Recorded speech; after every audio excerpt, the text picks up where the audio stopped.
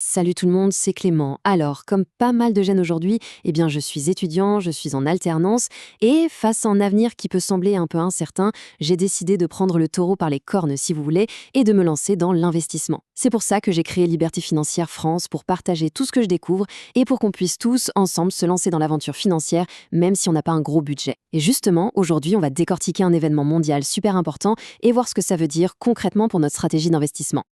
Allez, on attaque direct. Regardez un peu ces chiffres. C'est assez fou, non? D'un côté, on a le pétrole, le Brent, qui dégringole de plus de 10%. Et de l'autre, le CAC 40, qui lui, grimpe de presque 2%. C'est vraiment le grand écart. Deux mouvements totalement opposés et super brutaux. Alors la grande question qu'on se pose tous, c'est mais qu'est-ce qui a bien pu déclencher un tel chamboulement sur les marchés? Alors, pour piger ce qui s'est passé, il faut vraiment qu'on regarde de plus près la carte du monde. On va zoomer sur un tout petit point géographique, mais un point qui est en fait absolument névralgique pour toute l'économie mondiale. Un endroit qui, à lui seul, peut tout faire basculer. 20%. Ce chiffre, il est juste colossal. Imaginez un peu, un cinquième de tout le pétrole de la planète passe par là. C'est pas rien, hein? Ça vous donne une petite idée de l'importance, mais alors de l'importance capitale de ce tout petit passage maritime.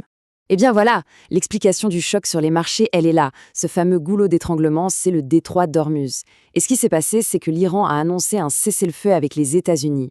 Et hop, d'un coup, ce passage crucial s'est rouvert. Résultat, l'offre de pétrole a une chance de repartir à la hausse, et cette seule perspective, ça a suffi à tout chambouler. C'est là qu'on va voir l'effet domino. Parce qu'une seule annonce, un seul événement géopolitique au Moyen-Orient a provoqué une véritable onde de choc qui s'est propagée à l'ensemble de l'économie mondiale. Et voilà la mécanique, décomposée étape par étape. C'est super logique en fait. 1. Le détroit rouvre. 2. Du coup, le prix du pétrole chute parce qu'il y a plus d'offres et moins de risques. 3. Un pétrole moins cher, ça veut dire moins de pression sur l'inflation, on respire un peu. Et 4. La conclusion logique de tout ça, les entreprises payent moins cher leur énergie, la peur économique recule et donc la confiance des investisseurs revient en force. C'est vraiment la réaction en chaîne parfaite. Ça illustre nickel le lien entre un événement géopolitique et notre portefeuille. Et attention, ça ne s'est pas passé qu'à Paris, loin de là. Regardez, le CAC 40 a pris presque 2%, mais en Allemagne, le DAX a fait encore mieux, avec plus de 2,2%. Même Londres a suivi. C'était vraiment un ouf de soulagement généralisé sur tous les marchés européens.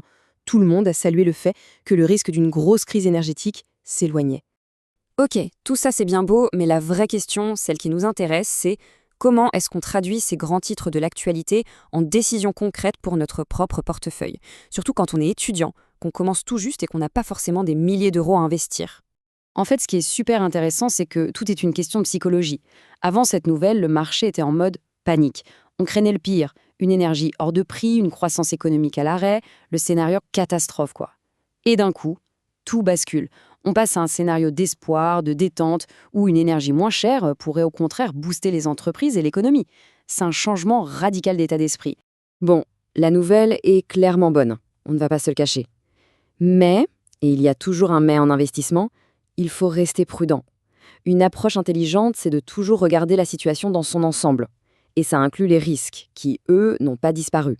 Et voilà l'avertissement clé, le truc à bien garder en tête. Toute cette euphorie sur les marchés, tout cet optimisme, ça repose sur quoi? Sur une trêve. Et une trêve, par définition, c'est fragile, c'est temporaire, c'est incertain. Absolument rien n'est gravé dans le marbre. D'ailleurs, il ne faut pas croire que tout va revenir à la normale demain matin. Pas du tout. C'est un long chemin. D'abord, le trafic reprend, mais tout doucement, avec prudence. Ensuite, il faudra des mois avant que le flux des bateaux pétroliers commence à peine à se normaliser. Et pour un retour complet à la normale, on parle potentiellement de fin 2026. Et tout ça, bien sûr, à une seule condition, que la trêve tienne. C'est donc vraiment une histoire à suivre sur le long terme. Alors, concrètement, qu'est-ce qu'on peut en tirer pour notre stratégie d'investisseur, surtout en tant qu'étudiant? On peut résumer ça en 3 points clés. Primo, on évite de tout mettre sur le secteur de l'énergie. Le marché a déjà intégré la fin du scénario crise maximale, donc le potentiel de hausse est plus limité. Secondo, on continue de suivre les indicateurs importants, le CAC 40, le S&P 500 aux États-Unis et bien sûr le prix du baril de Brent. Et tertio, la règle numéro 1, la règle d'or qui ne change jamais, on reste diversifié. C'est vraiment le meilleur bouclier contre ce genre de retournement géopolitique totalement imprévisible. Et là, c'est la question que tout le monde se pose, surtout quand on débute. Comment on fait pour rester au courant, pour bien diversifier son portefeuille, sans que ça devienne une prise de tête et qu'on ait l'impression d'être complètement dépassé par les événements? Eh bien, C'est précisément pour essayer de répondre à cette question que j'ai lancé l'initiative Liberté financière France. Mon objectif, c'est vraiment de démystifier tout ça et de rendre l'investissement accessible. C'est pour ça que j'ai mis en place une plateforme d'éducation financière qui est 100% gratuite et qui est pensée spécifiquement pour nous, les 16-25 ans. L'idée, c'est de vous donner les clés pour commencer à construire une stratégie d'investissement intelligente, pour prendre en main vos finances et pour préparer vos projets futurs, tout en profitant à fond de votre jeunesse. Si ça vous intéresse, pour commencer à vous former et à bâtir votre avenir financier, c'est très simple.